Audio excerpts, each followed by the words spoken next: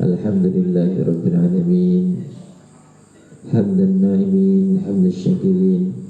Assalatu wassalamu ala rasulillahil ajma'in wa ala alihi wa sahbihi ajma'in, amma ba'd. Bismillahirrahmanirrahim. Qala al-mu'allif rahimahullahu ta'ala wa nafa'ana bihi wa bi'ulumihi fid dharain amin ya rabbal alamin. Rabbana iftah bainana wa baina qaumina bil haqqi wa anta khairul fatihin. Bismillahirrahmanirrahim. Faslun ay hadza faslun. Wa salatul jama'ati sunnatun muakkadatun. Wa 'alal ma'mumi ayyan wiyal i'timama dunal imami. Wa yajuzu ayyatammal hurru bil abdi wal balighu bil murahiqi wa la yasihu qudwatu rajulin bimra'atin wa la qari'in bi ummiyin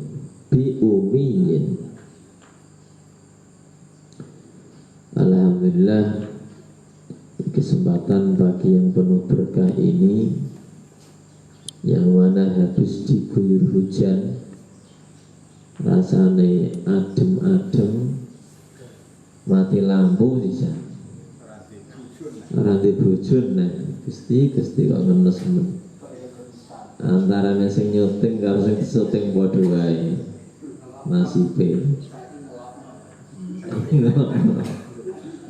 sing ngenes lah dene garudan mati lampu. Nah, kemarin kita sudah membahas tentang masalah 5 waktu yang tidak diperbolehkan untuk mengerjakan sholat kecuali ada sebab, yaitu sehabis sholat subuh. Ini bagi yang sudah melakukan sholat subuh. Nanti alasan, kalau sudah kelewat waktu, kalau sudah kelewat jamaah subuh berarti nggak boleh sholat. Oh, saya bangunnya habis waktu subuh. Mana ya? Jadi disuaput serban ya ditaleni. Wopiak neng kali. Itu faham yang gagal atau faham yang salah. Yang dimaksud gak boleh sholat itu bagi orang yang sudah mengerjakan sholat subuh, bukan bangunnya habis sholat jamaah subuh. Berhubung habis jamaah subuh, orang ini baru bangun. Nah, katanya kan kalau habis subuh gak boleh sholat, berarti saya gak usah sholat. Mana perkara. Jadi jangan ditiru ya Pak Wandi ya kayak gitu ya. Nanti buat alasan. Terus selanjutnya yaitu tadi yang pertama habis melaksanakan sholat subuh sampai keluarnya matahari. Dan ketika matahari keluar sampai sempurna, sampai kurang lebih tingginya itu ukurannya 1 tombak, antara 1,5 meter sampai 170. Nah itu juga tidak diperbolehkan mengerjakan sholat. Terus yang nomor 3 ialah ketika matahari pas di tengah-tengah. Nah kok tahu Pak kalau pas di tengah-tengah? Kita lihat matahari saja silau. Caranya bagaimana? Caranya kita mendirikan satu tiang atau patok kecil lah. Ketika tiang ini tidak ada bayang-bayangnya, pas berarti itu matahari pas di tengah. Jadi nggak harus melolok nanti matahari, enggak, ini belen nanti. Nah, ketika tidak ada bayang-bayangnya, inilah pas namanya waktu istiwa. Kalau bahasa geografi, katulistiwa. Nah, itu yang dimaksud. Selanjutnya, sehabis mengerjakan sholat asar sampai tenggelamnya matahari, itu juga nggak boleh. Nanti paham salah lagi. Habis dari ladang jam 5, kemarin di ngopi bareng kan diterangkan habis sholat asar nggak boleh sholat. Nah ini sudah jam 5 habis sholat asar, berarti nggak boleh. Yang ngopi ini kurang kental, sobo ini kurang ada. Terus yang terakhir ialah ketika matahari itu tenggelam sampai sempurna. Sempurna maksudnya sampai habis tenggelamnya, itu juga tidak diperbolehkan untuk mengerjakan sholat kecuali sponsor lewat. Ini ke masalah ya nak tinggal rekamannya ya kerungu gebrebek. Kecuali mempunyai sebab, maksudnya mempunyai sebab pas waktu-waktu yang tidak diperbolehkan ini kita mau bepergian atau mungkin yang lain harus bukannya harus, kita mengerjakan sholat safar. Nah, kalau memang mempunyai sebab maka boleh hukumnya. Selanjutnya kita akan membahas hukum sholat berjamaah. Bismillahirrahmanirrahim. Qala al-mu'allif rahimahullahu ta'ala wa nafa'ana bihi wa bi'ulumihi fid dharain amin ya rabbal alamin. Rabbana iftah bainana wa baina qaumina bil haqqi wa anta khairul fatihin. Faslun. Wa sholatul jama'ati, adapun hukum sholat berjamaah. Sunnatun, itu sunnah, muakkadatun, yang sangat-sangat dianjurkan, atau sunnah muakkad.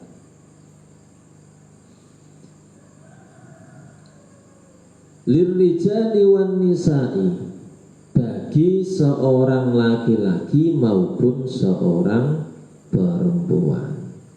Lamma rawahul Bukhari wa Muslim an Abdullah bin Umar radhiyallahu anhuma anna Rasulullah sallallahu alaihi wasallam qala salatul jama'ati tafdulu salatal fardhi bi 27 darajatan. Diriwayatkan dari Imam Bukhari hadis nomor 619, dan hadis dari Imam Muslim hadis nomor 650 dari Abdullah bin Umar radhiyallahu anhu, sesungguhnya Rasulullah sallallahu alaihi wasallam bersabda, sholatul jamaati, adapun sholat berjamaah, tafdulu, itu lebih utama, sholat al-fardhi, daripada sholat sendiri, bisa wa isyrina darajatan, dengan pahala 27 derajat. Al-fardhu al-munfaridu, yang dimaksud sholatul fardhi, yang dimaksud fardhu itu adalah sholat sendirian.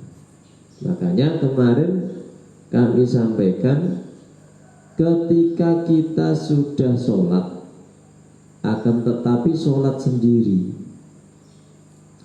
terus ada teman kita mau ngajak sholat berjamaah, apakah boleh? Boleh.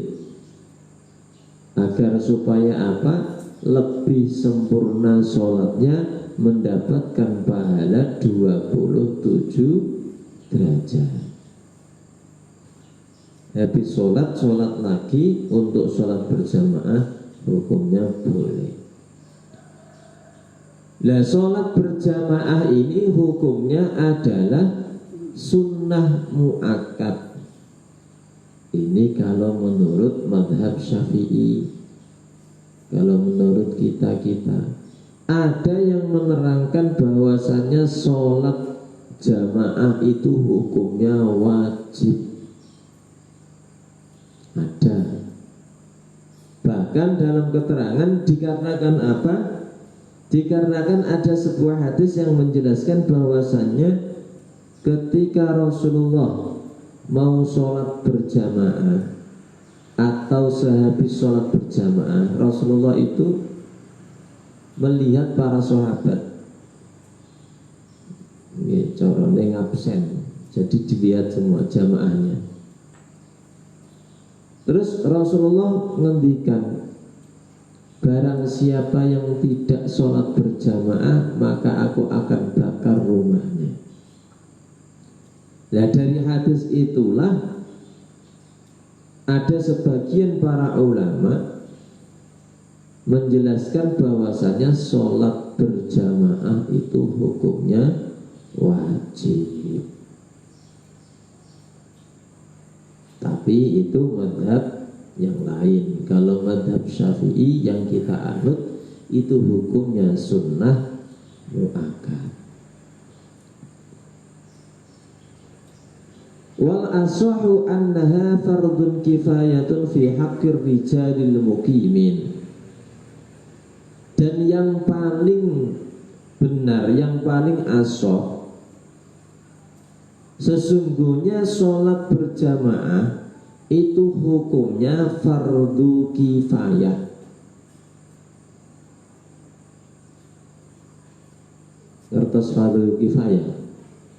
Hukum fardu kifayah? Dereng, ya Allah. Kopinya diunjuk saya. Fi hakir rijali, bagi seorang laki-laki al-muqimina, yaitu yang bermukim di daerah tersebut.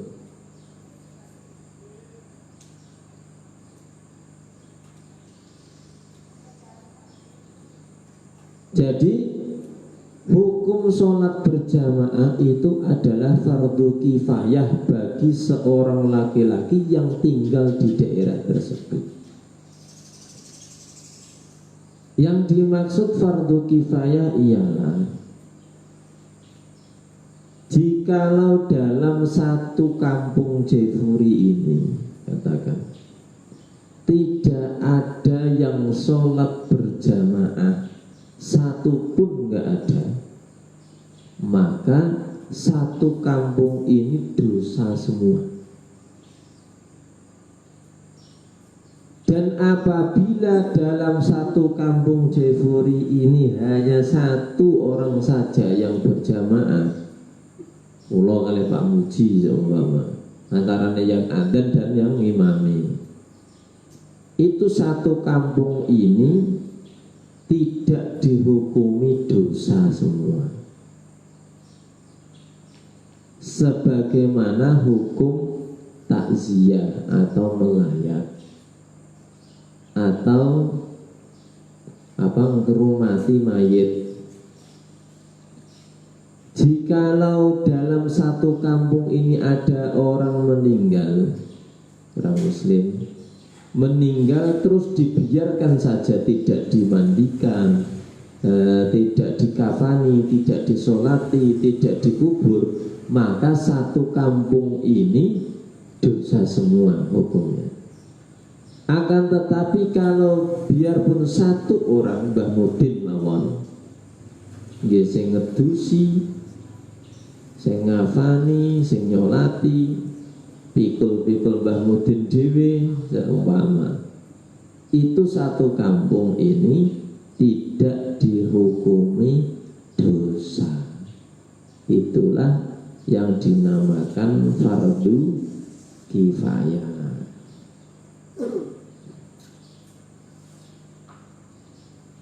Nanti ditambah fardu kifayah. Jadi kalau nggak ada yang sholat berjamaah, satu kampung dosa semua. Tapi kalau biarpun hanya satu orang yang berjamaah, maka satu kampung tidak dihukumi dosa. Itulah yang dinamakan fardu kifayah.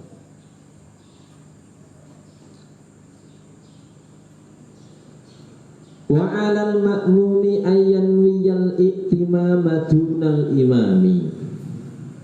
Wa 'alal ma'mumi, dan wajib bagi seorang makmum ayyan wiya, yaitu niat yen to niat al i'timama, yaitu niat menjadi makmum, niat manut dunal imami, tidak dengan imam.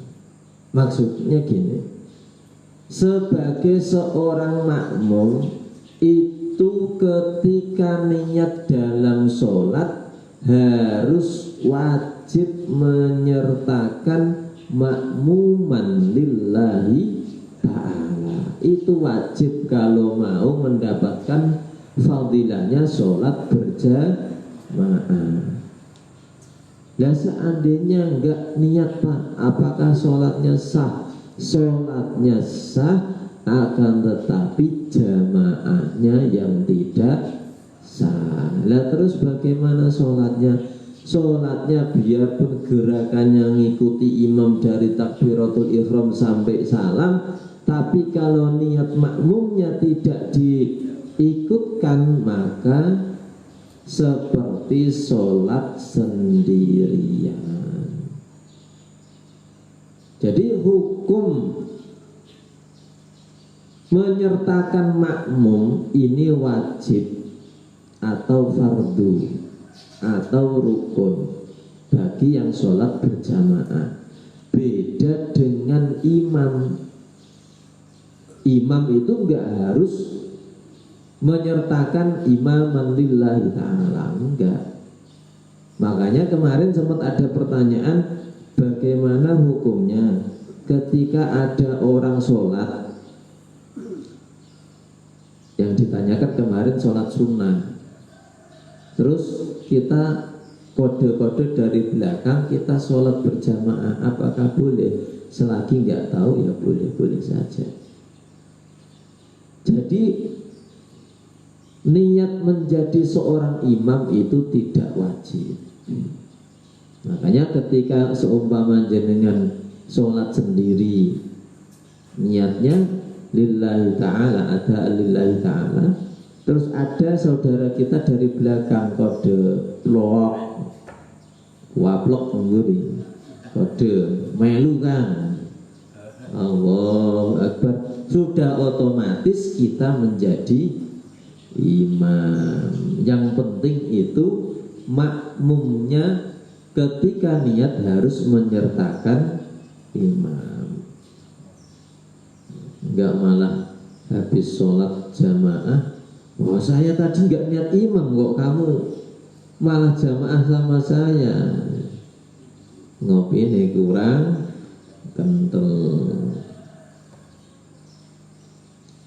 Nah itu, jadi usolli fardhus subhi rak'ataini makmuman lillahi ta'ala. Niatnya seperti itu.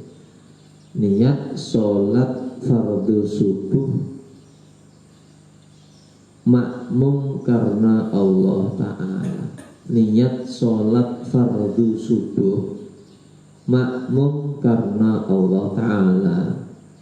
Itu niatnya ketika takbiratul ihram seperti itu. Allah, dalam hati niat sholat fardu subuh 2 rakaat makmum karena Allah Ta'ala. Akbar.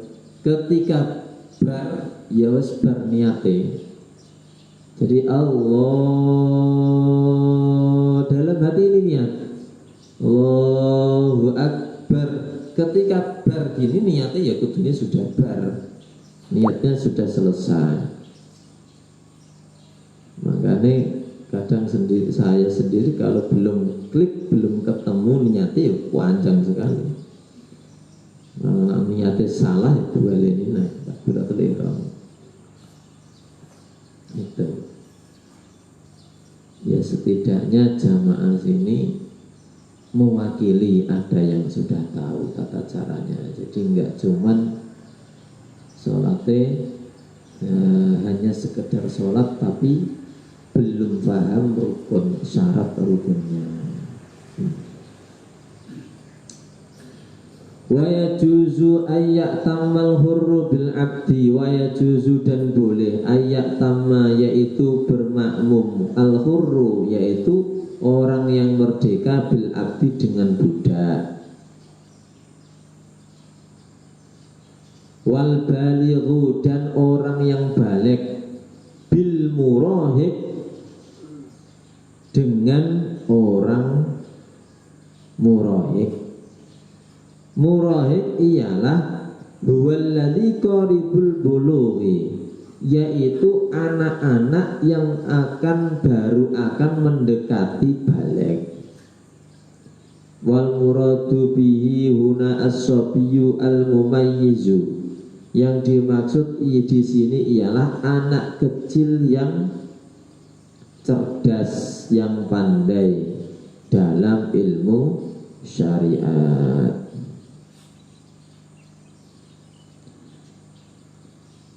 Lamma rawahul Bukhari an Amr bin Salmah an Amr bin Salmah radhiyallahu an kana ya ummu qaumahu wa huwa ibnu sitti aw sab'i sinina. Diriwayatkan dari Imam Bukhari hadis nomor 4051 dari Amr bin Salmah radhiyallahu an. Sahabat tersebut bermakmum dengan kaumnya, yang mana kaumnya tersebut itu berumur 6 atau 7 tahun. Tapi syaratnya yang sudah hitam. Kalau belum hitam ya nggak sah, karena dalam dirinya masih ada najis. Nah, seandainya kayak macam kita ini berjamaah dengan anak kecil mungkin yang baru berumur antara 7-8 tahun, yang mana dari kecil ini sudah dididik ilmu agama, ilmu Al-Quran, padahal belum balik. Nah inilah yang dinamakan murahib. Murahib itu ya arep balik, mendekati balik. Nah itu hukumnya boleh. Wa yajuzu al balighu bil murahik ayat tamal balighu bil murahik, dan boleh hukumnya orang yang balik bermakmum dengan murahik, yaitu anak-anak yang mendekati umur balik, itu boleh. Tapi kudune sing wis sunat, sing wis hitan. Kalau belum hitan maka masih ada najis dalam tubuhnya, dasar. Wala taswihu, dan tidak sah, tidak boleh qudwatu rajulin, ikutnya seorang laki-laki atau makmumnya seorang laki-laki, bimro'atin, imamnya seorang perempuan. Seandainya dapat istri pondokan, nah suaminya ini keluduk dari kecil, gak pernah sekolah, pemenang mondok, gak pernah, kok delala dapat jodoh istrinya ini pondokan. Ya merasa minder, gak bisa ngaji, dik kamu saja imamnya. Saya tak makmum, enggak sah. Kalau enggak, perempuan yang egois, emosinan, ya setengah rapati pinter. Bojone ulah keluluk, kesuwen, ini tak imami, manut aku. Ora tau ngaji. Enggak boleh. Enggak boleh. Sealim apapun seorang perempuan tidak akan bisa menjadi imamnya seorang laki-laki. Enggak boleh, kecuali sama sesama perempuan. Kalau sesama perempuan enggak apa-apa, tapi kalau untuk ngimami makmumnya seorang laki-laki, maka tidak diperbolehkan.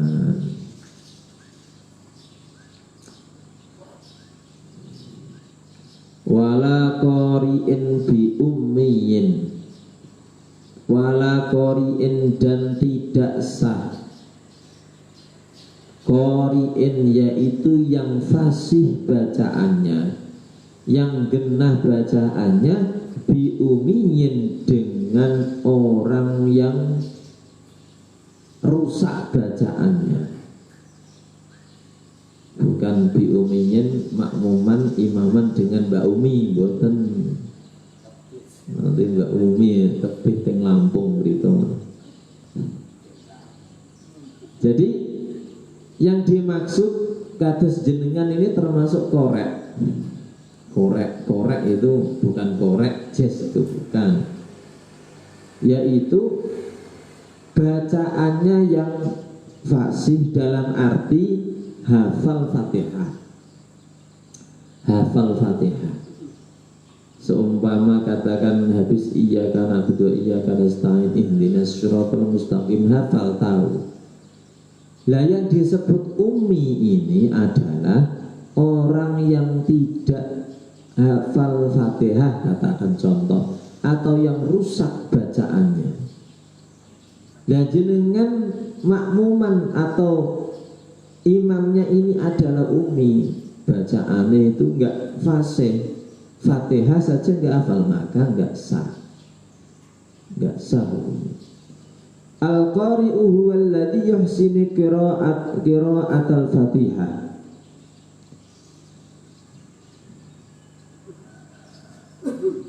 Wal ummiyu huwa alladhi yakhillu bi harfin minha. Walam tasihu al-qudwatu bi li'anna qira'ataha kamilah ruknun kama alimta wa sahat sholatu li nafsi daruratan li adami qudrati ala ta'lim.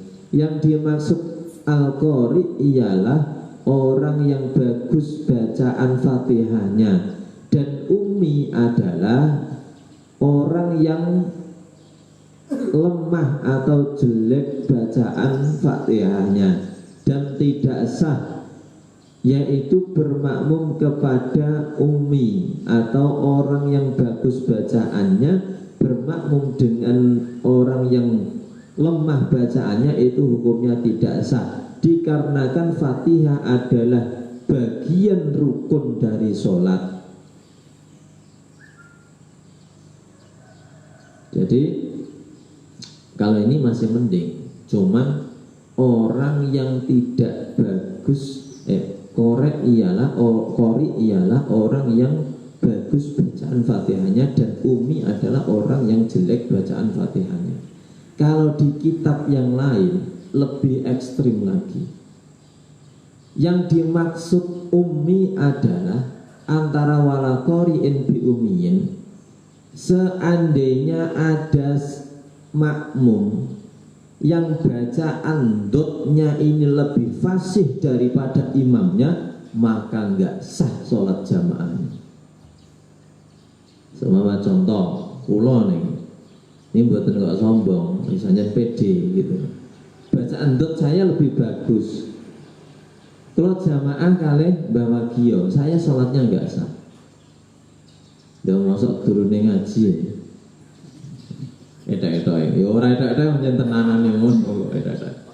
Kalau di kitab yang lain ada yang sampai seperti itu. Tapi kalau itu diaplikasikan di masyarakat amburadul, hancur kabeh, enggak sah sholat jamaah. Jadi barang siapa makmumnya ini lebih fasih dari bacaan imamnya, imamnya bacaan yang pelekada makmumnya lebih fasih, maka nggak sah sholatnya, sholat jamaahnya. Itu di keterangan kitab yang lain. Saya waktu awal-awal ngaji itu nggak sembarangan saya sholat berjamaah. Golek imam sing kudune luwih fasih daripada saya. Ketika saya berpegangan dengan itu, aduh, ya kesel rasidu sholat jamaah. Ya, kalau imamnya dotnya ini tidak lebih fasih daripada saya, sedangkan saya waktu di pondok itu dot saya itu nomor 2. Teman-teman saya itu ada sekitar 50-an. Coba. Nah, berhubung yang nomor 1 ini adalah putrone Yai Gus Gede, jadi di nomor 1. Ada sing apik ya aku. Ewa karo Gus itu tadi. Gus nomor 1, saya nomor 2. Nah, kalau saya jamaah nggak sama Gus saya, wah ya repot saya. Makanya ada keterangan ini jadi ringan. Yang dimaksud adalah bacaannya, yang penting hafal saja Fatihahnya, enggak ulak-walik. Contoh seumpama alhamdulillahirabbil alamin, iyyaka na'budu wa iyyaka nasta'in, maliki yaumiddin, ihdinas siratal mustaqim, waladdallin. Itulah yang disebut umi. Bacaan Fatihah amburadul. Nah, kalau bacaan Fatihahnya seperti ini, ketika ada seorang makmum yang sempurna bacaan Fatihahnya, maka nggak sah, sholat jamaahnya nggak sah. Seperti itu. Kalau ini sedang ringan-ringan. Kalau pakai hukum yang tadi, aduh, nggak situ sholat jamaah, nggak situ. Bahkan iadah mengulangi sholat sendiri, capek sendiri. Kecuali ketika dalam pondok atau mungkin di lingkungan yang memang di situ santri semua, bisa hukum yang tadi diterapkan. Tapi kalau di hukum masyarakat biasa, ya rusak ajur amoh, nggak sah jamaah. Kalau saya seumpama jamaah dengan yang lain, nggak sah sholat saya. Tapi kalau hukum yang ini enak, Jadi saya ulangi lagi, al-qori ialah orang yang bagus bacaan Fatihahnya, dalam arti hafal dari Bismillahirrahmanirrahim waladdallin, ini nggak selip-selip, nggak loncat-loncat. Nah, yang dimaksud umi adalah orang yang rusak bacaan Fatihahnya. Kenapa patokannya Fatihah? Karena Fatihah adalah bagian rukun dari sholat. Itu tadi tentang masalah sholat berjamaah. Semoga ada berkah dan manfaatnya. Amin ya rabbal alamin. Al-Fatihah. Bismillahirrahmanirrahim. Alhamdulillah rabbil alamin arrahmanir rahim maliki yaumiddin. Iyyaka na'budu wa iyyaka nasta'in ihdinas siratal mustaqim siratal ladzina an'amta 'alaihim ghairil maghdubi 'alaihim waladdallin. A'udzu billahi minasyaitonir rajim. Bismillahirrahmanirrahim. Alhamdulillah rabbil alamin hamdan na'imin hamdan syukran sultani subhanaka la nuhsi sana'an 'alaika kama anta asnaita 'ala nafsik. Allahumma shalli 'ala sayyidina Muhammadin fatihil ma'un wal khatimi lima sabaq wa nasal haqqa bil haqqi nabiyyina siratal mustaqim sallallahu alaihi wa sallam. Allahumma nas'aluka ilman nafi'an warzuqni fahma wa 'amalan shalihan taqabbala wa rizqan wasi'an barakan tayyiba.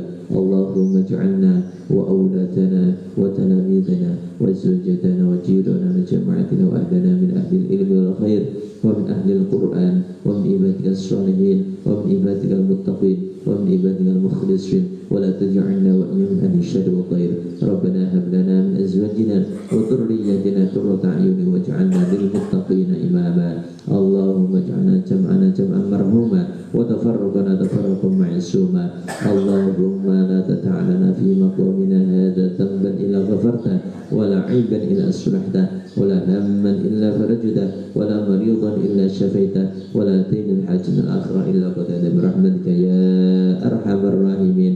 اللهم اهد قومي فإنهم لم يعلمون.